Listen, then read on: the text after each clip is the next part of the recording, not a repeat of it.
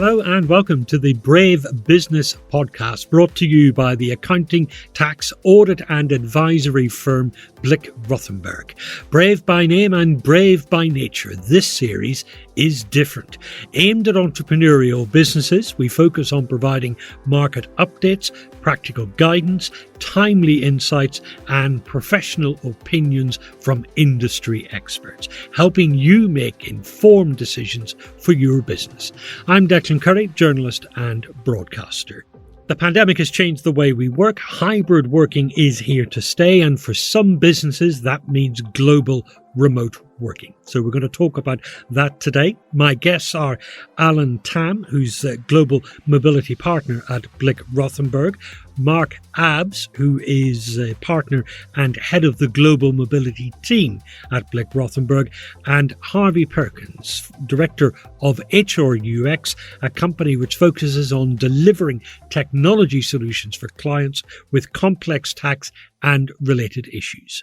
So let's look at the challenges and the opportunities and how we make it function and how we make it more productive as well. Alan, let's start with you. It's a safe assumption, isn't it, that global remote working is here to stay?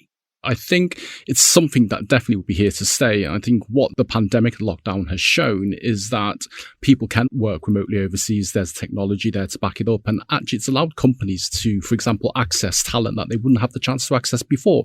You've got really talented people based all over the world who then don't have to up sticks and move their family to go to another location to work. And that's been quite a positive from this pandemic. And from speaking to clients, they see this as the future. It's a tool to retain people, to attract people. Now, if you go out to the recruitment market, it's challenging to say to somebody, we expect you to work for us, but to be office based, for example, 100% of the time, or to not have that ability to work remotely overseas. So companies are embracing the flexibility that it offers and the opportunities that come from. They are, and it does depend on the industry as well, because obviously there's some industries like construction and oil and gas where naturally you have to have people there to actually do the job. But for example, high-tech industries, financial professional services industries, yes, absolutely.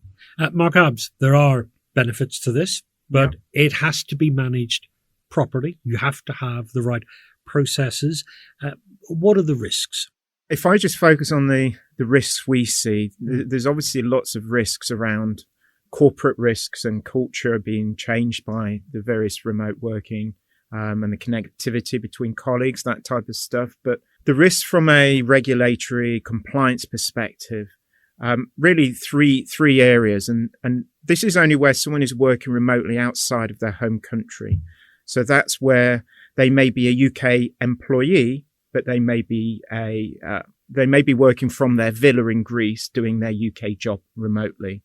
So the three areas are, there is the tax for the individual, but there's also tax and payroll and social security type obligations for the UK-based employer. We've seen a number of examples where that employee in Greece, for example, has tripped up and created an establishment in Greece by accident for their employer.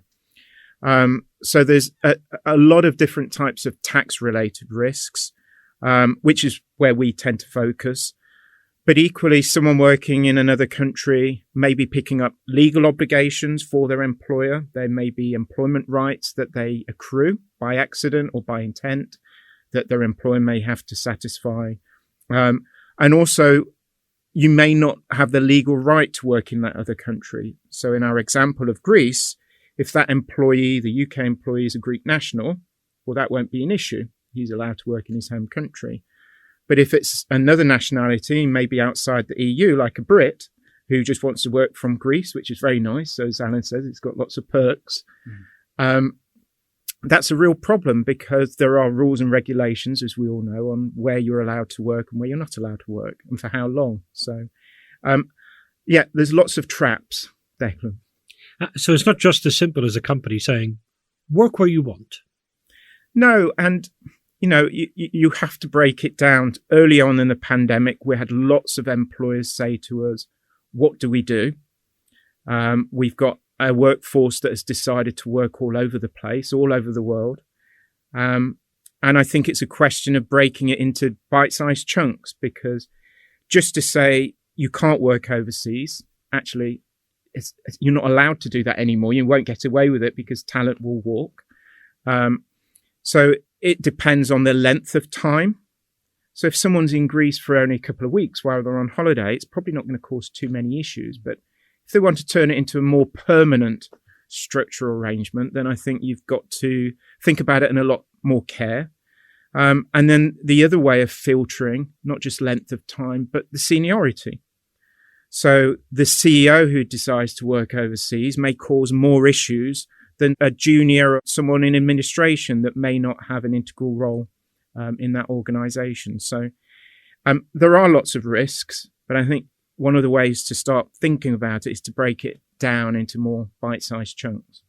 We've used this word trap, TRAP, several times now, and it's not by accident. It actually stands for something. What do the letters mean? Yes, so T is for tracking, R is for risks, A is for action, and P is for policy and processes. Excellent. Let's bring in Harvey Perkins at this point, because you can talk about the T in traps, and that is tracking. Your company, HRUX, what does that mean? So it stands for Human Resources User Experience, and our focus is on developing technology that supports employers around managing their employees, specifically tax and immigration. So obviously tax is complicated, but tax across borders is doubly so. And from a process perspective, you need to know where people are, you need to know why they're there, and you need to be able to track all of the tax and immigration issues arising as a consequence. And this is where the tracking comes in. It's the ability to know where employees are and prove that that's where they were. It is where the tracking comes in, but I think it's also important to be careful around the concept of tracking employees. There are obviously data protection issues involved in tracking employees.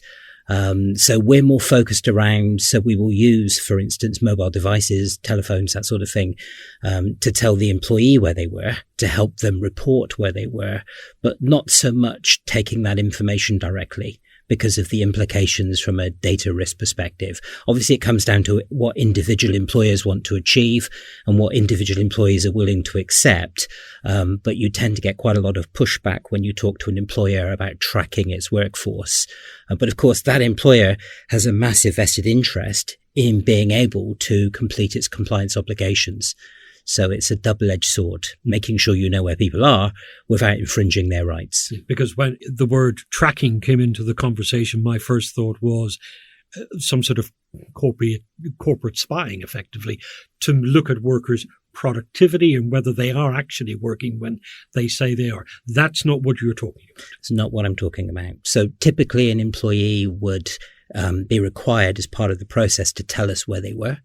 And what the system will do, what our system will do, is help them do that. So it will pre-populate an international calendar, for instance, which they can then submit to their employer or to their advisor in order to provide that underlying information. But it remains the employee's obligation to do that, and we would simply facilitate.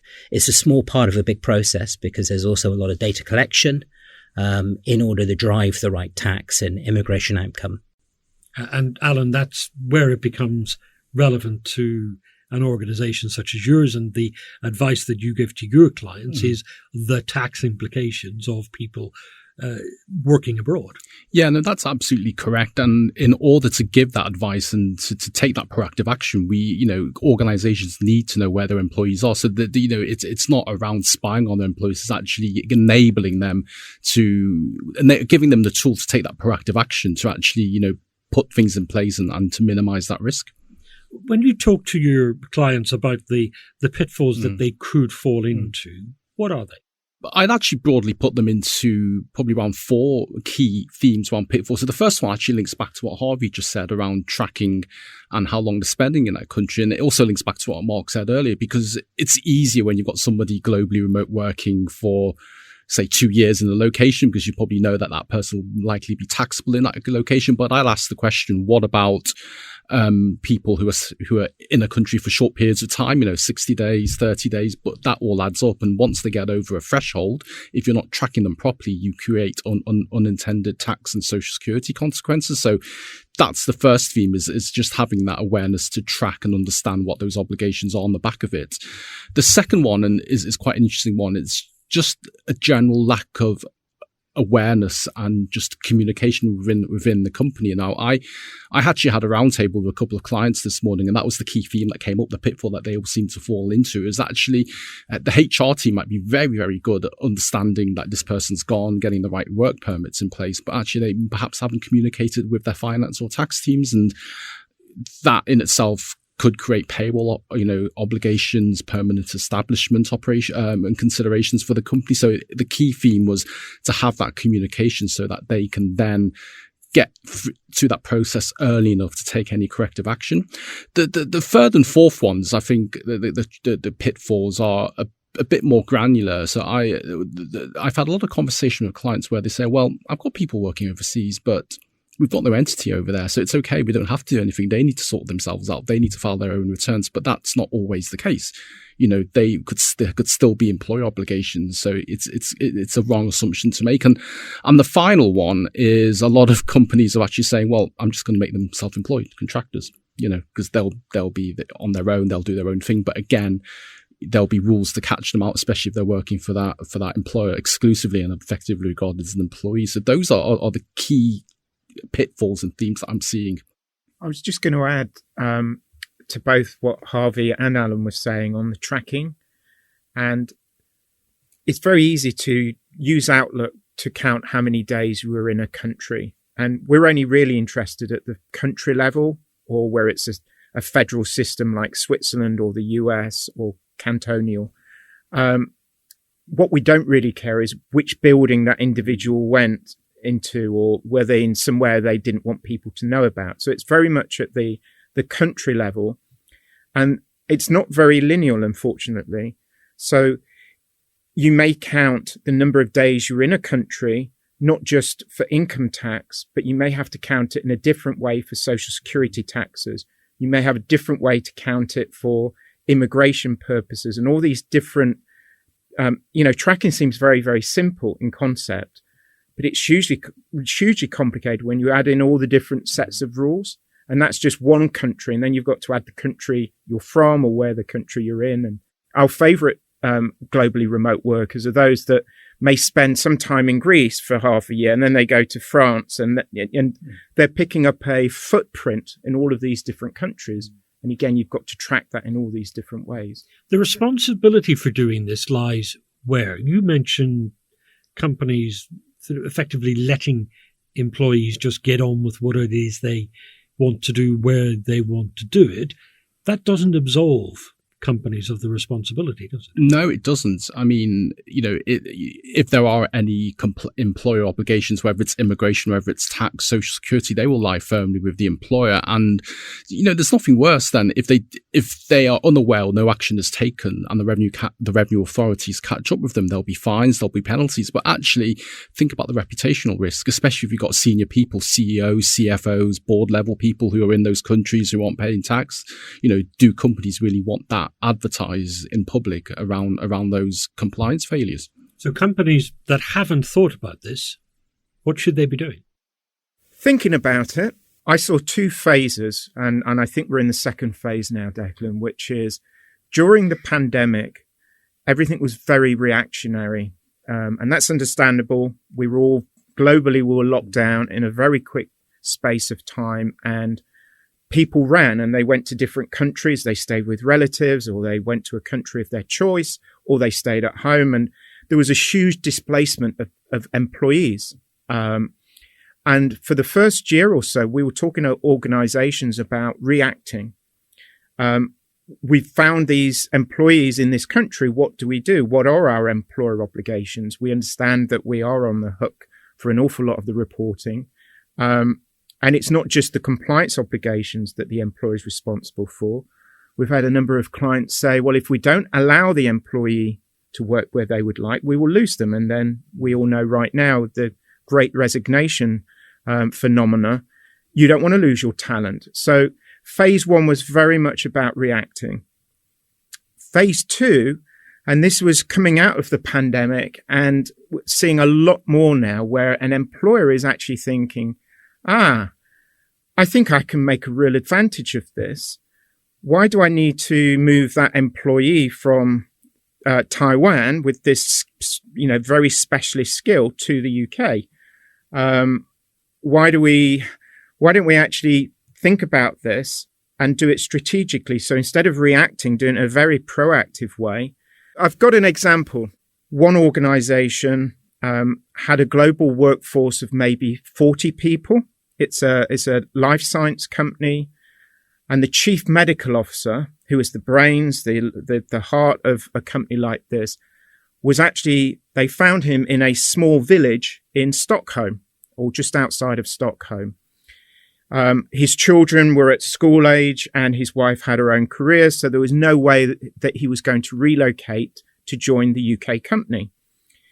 So we understood the rules, managed the pitfalls we've been talking about, and put in an employment structure around this individual that managed both the Swedish and the UK rules.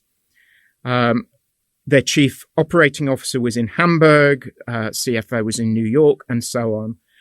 And last year they floated on NASDAQ for $1 billion valuation, having only started the organization about 2 years before. So they were able to scale and grow globally very, very quickly by using, instead of reacting to it being a negative, to very much about, well, actually, if we do this right, we can have a global workforce that's very, very agile. We just wonder, Harvey, whether the instinctive easy thing for companies when considering their process might be to say, no, we've got this standard, this set of rules, this process, this is how we've always done it. Everyone else has to fit around that. What we've been discussing here is a totally different approach to it, which is almost like a process to fit the individual, depending on the circumstance. Now, are we able to be that flexible now because of the technology? Is that where this is going? So yes, we are able to be flexible, but less, so the swan is gliding across the lake, but underneath things are going to be moving quite quickly in order to facilitate that. While Mark was talking, I was thinking about the income tax, the social security, the immigration, and the PE issues arising from that example. And there's a great deal of work to be done to make that swan float across the lake. And that's where the technology comes in. So as I said before, it's much more than tracking. You're going to be filing in several different jurisdictions. You're going to need different information. So sometimes it's the same information. Sometimes it's different information in each of those jurisdictions. All of that information has to be brought together and then disseminated correctly. And then on top of that sits the policy layer where you look at all of that and you say, okay, well, this is what we need to do. This is how we're going to set up the policies in order to support those individuals. So it's hugely complicated in order to achieve what is a very desirable business outcome. What's nice about the technology is you asked earlier, Declan, about whose problem is this? Where, who's trying to fix this? What's really helpful for an employer, if in a very simple way, they've got a map of the world laid out with little characters which show where all their remote workers actually are. And it then puts it into context, because it's, along with tracking, it's also knowing where people are. We all hear stories where I've just found out that my employee was in this country or that country and I hadn't appreciated that. So the technology, it's not only helping the individual collate all that complex information, but it's also providing their employer with more of a dashboard and an oversight globally of where people are. It gives them more context. Alan. And just given the current world circumstance, just having that awareness and that data at your fingertips, it just also helps to manage to know where your employees are. If they have to move them quickly from one location to another because of local issues, then that enables them to happen. So it gives them that sense of security and also data security as well. You don't want to run the risk of your employee, for example, logging in from a hotel room, doing work there. Yes, there's tax and social security issues. But what about data security and data protection issues of accessing that through like a hotel server where they're currently based? Mark, if these processes aren't in place already within your organization, what sort of problems are you looking at? What issues are you storing up that really are going to come back and bite you? There's lots. I'll just try and give examples. Ultimately, if you get this wrong, an employee is going to be unhappy and they'll walk, because they may say, you as an employer have got a duty of care and you haven't done the right thing by me. You haven't advised me. This is very complex. I haven't got access to the right advisors. If the compliance goes wrong, then you would look at the various rules on the rule that you broke. So if it's tax is often you get interest and penalties. In some countries, if you aren't compliant, you'll get a mark against your name and you're then always under the radar of that particular authority. With immigration, if you're not getting those rules, in the UK as an example, you might have your sponsorship license taken away if you've got people working here that you're not aware of. It hits you in different ways, so it is worth getting it in place. And as I said earlier, if you can try and do it in a proactive way, you're moving out of crisis into, you know what, this is actually a good thing and I can attract more people to my organization. I can grow quicker by having that process in place. Where within, if you consider the different strata of the workforce in larger companies, is this just something that affects the senior executive level, maybe middle management? Or is this something that runs all the way through the organization from the highest to the lowest? There are slight nuances in the rules, but broadly, governments don't mind who pays the tax, what their job title is, as long as they are paying the correct amount and their fair share. So when I started in tax, I think there was a lot more differentiation in how an organization would support their workforce. So the senior executives would get the red carpet treatment. They would get access to the best advisors. And the rest of us would just be told, exactly, like it or not, but turn up at the call center here. Yes. That's quite uncommon to see now, though. Most organizations have a feel that they have a corporate responsibility. They want to do the right thing in society, the right thing with community. And that also extends to not having a layer that says VIPs, you we'll look after you, mate, but the juniors or the less important in the eyes of the company. But an organization can't apply that even if they wanted to, because you've got to pay your tax regardless of your job title. If you've broken your visa, if you're not allowed to work there, it doesn't matter whether you're the CEO or the mailman or boy or girl. It gets all of us. And that's the idea. Tax is very fair in one sense. We all get caught. I think there's some nuances, Declan, but it's not politically so sound nowadays to treat employees in a different way. Though it's fair to say you've got to have that villa in Greece before you can go and work in that villa in Greece. Yeah. So then again, we know of large organizations where employers thought that their staff were in the suburbs of London, and it turns out they're in Devon, or they're in Yorkshire, or they're in East Anglia, or in Dorset.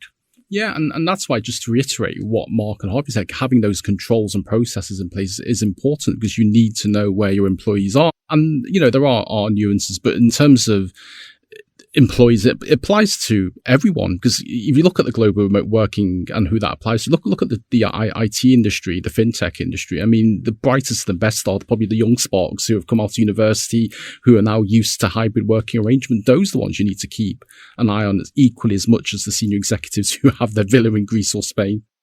Just picking up on your point, and we've talked about tracking a lot, and my interpretation of your question, Declan, is what do you do about those employees that are rogue or maybe are doing something you weren't aware of?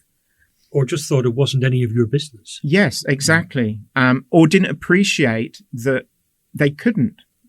So what's very important, and organizations are learning on the hoof at the moment, and they're building a catalogue of rules and regulations in each organization. So we've started writing remote working policies, which tries to pull out these various issues. And it will say, what is the role and responsibility of the employee? So if you do decide to go and work in your villa in, Cape Town, and we thought you were in Devon, then these are the consequences. But at least if you've got a set of rules, then an employee knows what to work towards. And the rogue, if they do decide to deviate from those, then you've got the usual escalation. So the tracking has to go in with support for the employee, with a policy, with a letter and internal communication to let people know the rules. I've been waiting for Harvey to tell me that Milton Keynes is the place where we should all be working. There is an argument, yes, if you like concrete cows.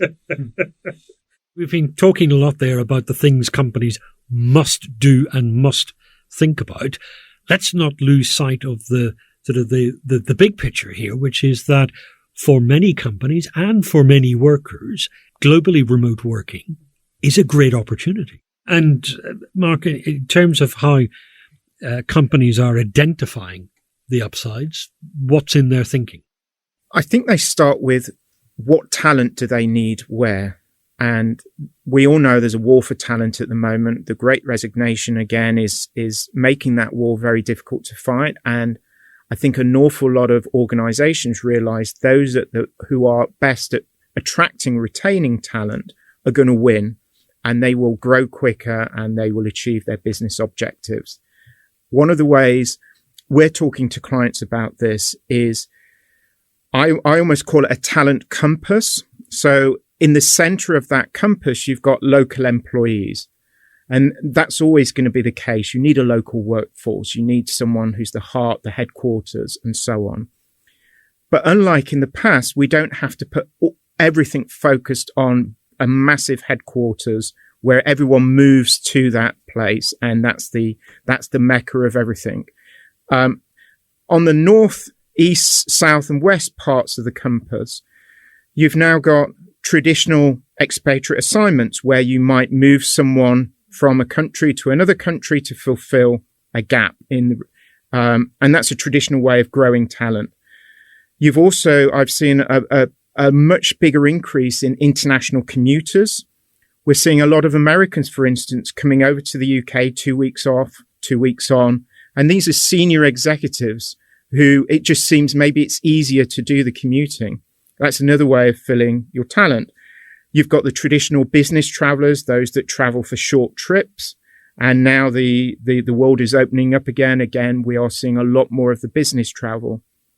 And the final point of that compass is the internationally remote workers. And we've talked about that a lot. But if you, as an organization, if you're combining those different ways of securing your talent, and it could be in any different types of combination, and it will be driven by your own corporate strategy. So, you know, how do organizations go about this?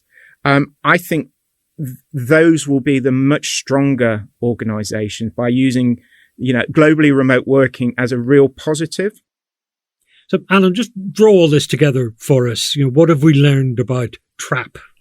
Yeah, so in terms of tracking, I think the key thing, the key takeaway is just knowing where your employees are, because on the back of that, whether it's technology enabled data that comes to you in terms of where your employees are, that actually enables you to take a lot of decisions at an early stage.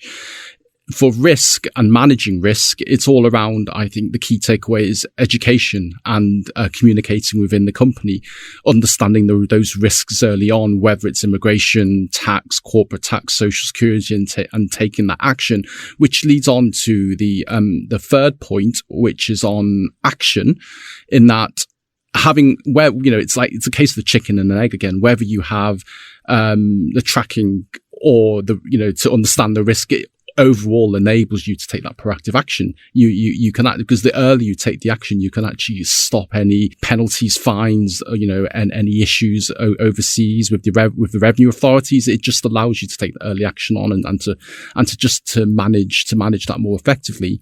In terms of policy and process, I think it's just having those controls in place. I think what I've seen plenty of times is where there is no policy, that's when exceptions are being made.